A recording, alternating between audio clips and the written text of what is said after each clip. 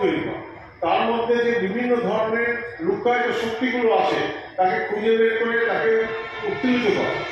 আমি বিবেকানন্দের কথা, সেই education is nothing but the manifestation of the perfection already hidden in the person. একটা মানুষের মধ্যে, প্রতিটা মানুষের মধ্যেই তার মধ্যে বিভিন্ন প্রতিভা লুকিয়ে থাকে। বিবেকানন্দ আমাদেরকে জানিয়েছেন সেই লুকায়িত প্রতিভাগুলোকে কিভাবে বাহ্যিক দিক থেকে তুলে ধরা যায়, তাকে আরো নতুন করে রিফাইন এবং তাকে পারফেকশনে নিয়ে যাওয়া।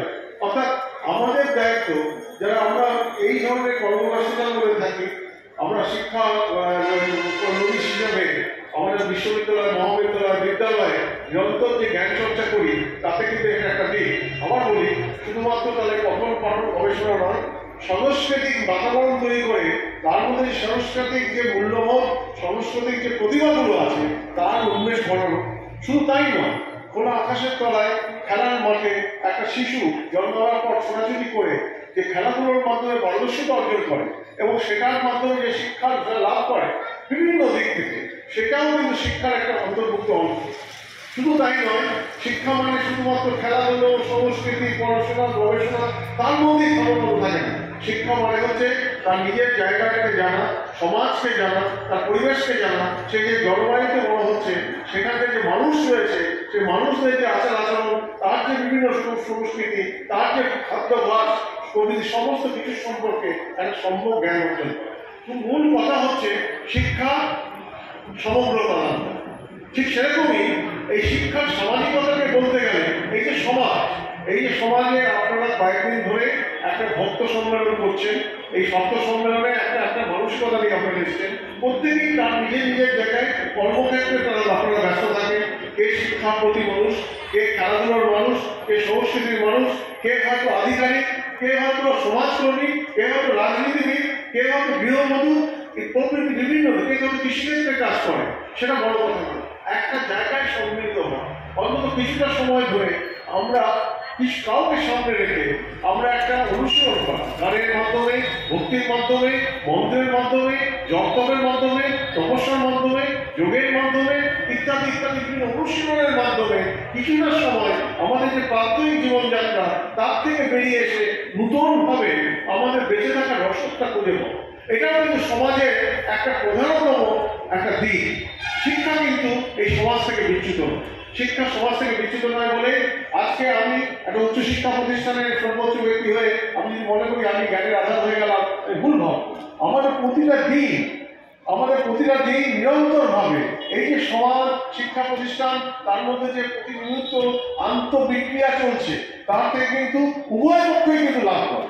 আজকে আমি অনুষ্ঠানে না আসতে পারলে এই যে আন্তরিকতার সাথে, নিষ্ঠার সাথে আপনাদের যতটা পারদর্শিতা আছে তাকে তুলে ধরছে, তার সম্পর্কে আমার জ্ঞান হতো। অল্প সময় হলো এটি এই অভিজ্ঞতা আমাকে নূতন করে আমার জ্ঞানী করছে। অর্থাৎ মানুষ, শিক্ষা এমন একটা জিনিস, মানুষের শেষ দিন পর্যন্ত, মৃত্যুর আগের দিন পর্যন্ত তার শেখা কিন্তু শেষ থাকে না। শেখা মানে আবার বলি ক্লাসরুমের পুঁথিগত পড়াশোনা নয়। শেখা মানে এই তার সমাজে তার বিভিন্ন যে অভিজ্ঞতা, তার যে নির্যাস নিয়ে তার যে জীবনের সুখ, দুঃখ, হতাশা, গ্লানি প্রভৃত সম্পদগুলো যেগুলো রয়েছে তাকে অতিক্রম করে যাওয়ার যে প্রয়াস, সেটাও শিক্ষার একটা পদ্ধতি। তো মূল কথা হচ্ছে এই শিক্ষার আমার অনেকগুলো পেয়ে যাচ্ছে। কখনো শিক্ষা সাহিত্যের শিক্ষা হয়, কখনো শিক্ষা সমাজের শিক্ষা হয়, কখনো শিক্ষা রাজনীতির শিক্ষা হয়, কখনো শিক্ষা বিজ্ঞানের শিক্ষা হয়। উনি আমাকে বললেন, স্যার বিজ্ঞানের সাথে ধর্মের কি কোনো সংযোগ আছে? এখন ব্যাপারটা হচ্ছে এই বিজ্ঞানটা কি? বিজ্ঞানটা হচ্ছে সত্যকে খুঁজে পাওয়া। মূল যদি এক কথাতে বলতে হয়, বিজ্ঞানের সমস্ত কিছু অধ্যাবসায় শিক্ষা, তাহলে একটাই কারণ, সত্যটা। সত্য হচ্ছে ট্রুথ। এই ট্রুথটাকে খুঁজে পাওয়া এই জাগতিক বহুত ঘটনা ঘটে।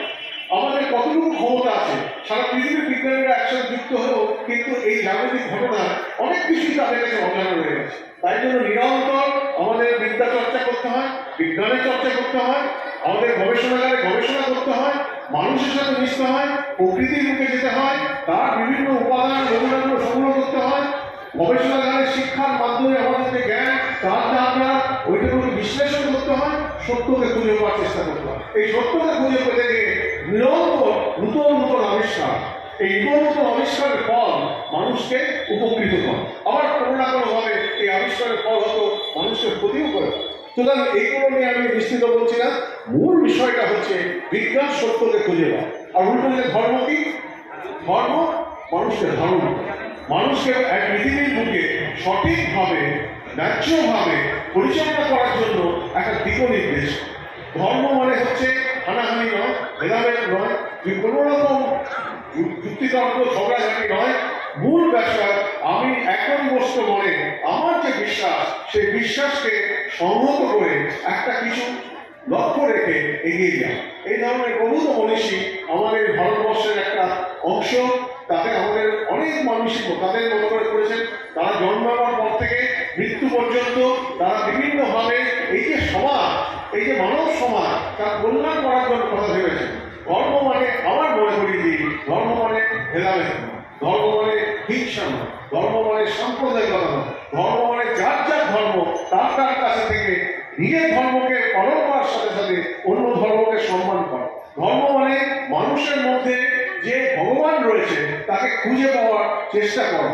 ধর্ম মানে কিছুটা সময় পারিবারিক সাংসারিক সমস্ত কিছু থেকে আমাদেরকে বিচ্যুত করে কোনো একটা জায়গায় এসে এক নিবিষ্ট মনে কোনো কিছু জিনিসকে একটা চাওয়া। চাওয়া মানে পাওয়া নয়, চাওয়ার মধ্যে একটা জিনিস আছে। সেই চাওয়াটা কি?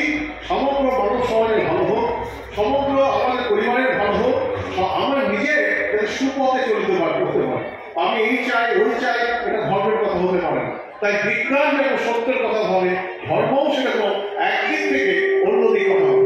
আঙ্গিকটা বিজ্ঞানের ল্যাবরেটরি আছে, ধর্মের একটা আলাদা অনুষঙ্গিক অপরিক্রম আছে। সেখানে মন্ত্র আছে, সেখানে ভক্তি গীত আছে, সেখানে উপাসনা আছে, সেখানে বিভিন্ন ধরনের একটা আঙ্গিক আছে। এবং একটা ধর্ম থেকে আরেকটা ধর্ম সেই বাহ্যিক উপকরণগুলো আলাদা, কিন্তু মূল বিষয়টা হচ্ছে বিশ্বাস। বিশ্বাসটা হচ্ছে আসল ধর্মের ব্যাপার। আমি একটা বিশ্বাস রেখে তার মধ্যে কোনো মেকি কোনো আচার আচরণ থাকবে না, তার মধ্যে কোনো রকম যেটা ভণ্ডামি থাকবে না, একটা নিবিষ্ট মনে বিশ্বাস থাকবে। এই বিশ্বাস আমাকে অন্তত কিছুটা সময়ের জন্য কিছুটা জায়গায় এসে জাগতিক কোলাহল, জাগতিক দুঃখ কষ্ট থেকে বিচ্যুত করে অন্তত কিছুটা সময় আমাকে একটা জায়গায় নিবিষ্ট মনে আমাকে একটা শুদ্ধ করার চেষ্টা করবে। ধর্ম সেইভাবেই একটা আমাদেরকে ধারণ করবে। এবং এই বিশ্বাস থেকে আমি কি ঠাকুরকে ডাকলাম, ঠাকুরের কাছে নিজেকে নিবেদন করলাম, স্বাভাবিক মানবজাতির কল্যাণ করলাম, আমি নিজেই নিজে অনুভব করতে পারলাম যে আমি একটা সঠিক কাজের মধ্যে ভর্তি হয়েছি। এবং তাতে লাভটা কি? লাভ ক্ষতির মূল্যায়ন তো আমাদের বস্তু জগতের মূল্যায়ন হবে না, আমাদের ব্যাংকের টাকা পয়সা, আমাদের ধন গৌরব লাভ করতে হবে না। সেটার থেকে যেটা লাভ হবে সেটা হচ্ছে আর্থিক একটা শক্তি অর্জন করা, তার মধ্যে থেকে একটা আর্থিক আত্মবিশ্বাস অর্জন করা। এই আর্থিক আত্মবিশ্বাস যদি অর্জন করা যায়, তাহলে একজন সাধু, তার মধ্যে কোনো উপকরণ নেই, সে কৈলাস পর্বতে গিয়ে ওই ঠান্ডার মধ্যে থেকে সুস্থ সবল জীবনযাপন করতে পারবে। তার মধ্যে অসীম একটা শক্তির অংশ হবে। সে অসীম শক্তির অংশ নিয়ে সে এই জীবনটাকে একটা অন্য মাত্রায় কাটাতে পারে। আজকে তো অনেক ধন দৌলত, অনেক বৈভব আমাদের মধ্যে হয়েছে, তারা কি সবাই সুখী? তারা কি সবাই সুস্থ? না, অন্য দিকে দেখতে গেলে দেখা যাবে অসুস্থতা, বিভিন্ন ধরনের অসুখী ভাব প্রত্যেকের মধ্যে কম বেশি বিরাজ করে। আমাদের নিজেদের আর্থিক শক্তিতে বলিয়ান হয়ে আমাদের একটা জায়গায় নিজেদের প্রশ্নের উত্তর নিজেদেরকে খুঁজে পেতে হবে।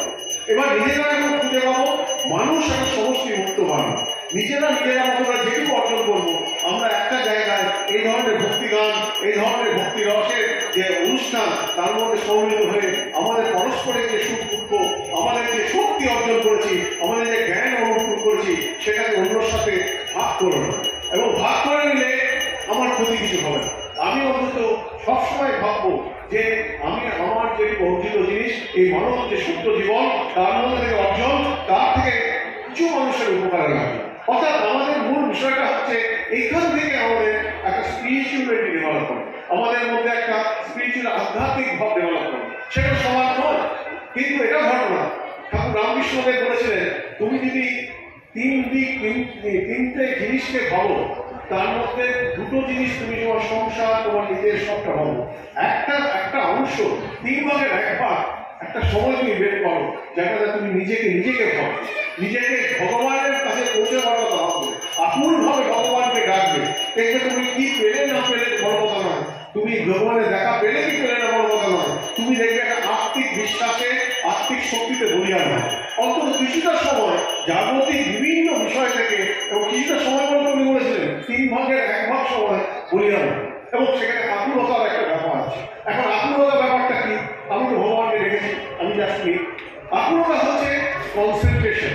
অর্থাৎ উনি বলেছিলেন যে যখন একটা ডুবন্ত প্রাণী বা ডুবন্ত ব্যক্তি ডুবে যায় জলের মধ্যে 6 মিনিট বেঁচে থাকতে পারে, এবং সেই সময় তার কাছে যদি প্রধান সর্বপ্রধান যে আকুলতা থাকে, আমি কোনোভাবে মাথাটা তুলে নিঃশ্বাস নেব, এই ছাড়া উনি অন্য কথা হবে না। ভগবানের কথা বলেন না, নিজের সন্তানের কথা বলেন না, নিজের সুখের কথা বলেন না, শুধু ভাবেন যে আমি যে জায়গা থেকে চলে এসেছি, অর্থাৎ এই যে বুক ভরে নিঃশ্বাস নিচ্ছি আর প্রশ্বাস ছাড়ছি, এটা আমার কাছে একসময় কিছু প্রাসঙ্গিক ছিল, কিন্তু আজকে আমি বুঝতে পারছি তার মূল্যটা কত। আমি শুধু একটু বুক ভরে বিশ্বাস করব, সেটাই শেখাও। সুতরাং এই যে ভাবে এই ধরনের মানুষরা, ঠাকুর রামকৃষ্ণ, স্বামী বিবেকানন্দ, লিঙ্গরানন্দ মহারাজ প্রভৃতি বহু মানুষ ভারতবর্ষের বিভিন্ন জায়গায় গেছেন, আছেন, তারা তাদের মতো করে কিছু করেছেন। আমার যেটা মনে হয় এই বিশ্বাসে বলিয়ান হয়ে তারা সত্যকেই খুঁজে পাওয়ার চেষ্টা করেছেন, সত্য কাছাকাছি পৌঁছে দিয়েছেন।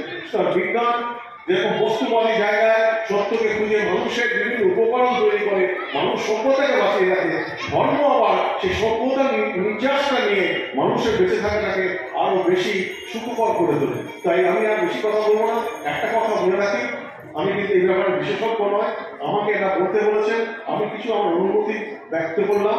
আপনাদের অনুষ্ঠান সার্বিকের সম্পূর্ণ হোক, আমাকে এরা অভ্যর্থনা জানিয়েছিলেন, আমি আসতে পেরে খুব আনন্দ। আমার আশীর্বাদ, আমার ধন্যবাদ, আমার অভিজ্ঞতা, আমার অভিনন্দন আপনাদের উপর থাকলো। আপনার সুস্থভাবে সুস্থ থাকার জন্য এই কয়েকটি কথা বলে আমি আমার এই বক্তব্য শেষ করলাম। ধন্যবাদ।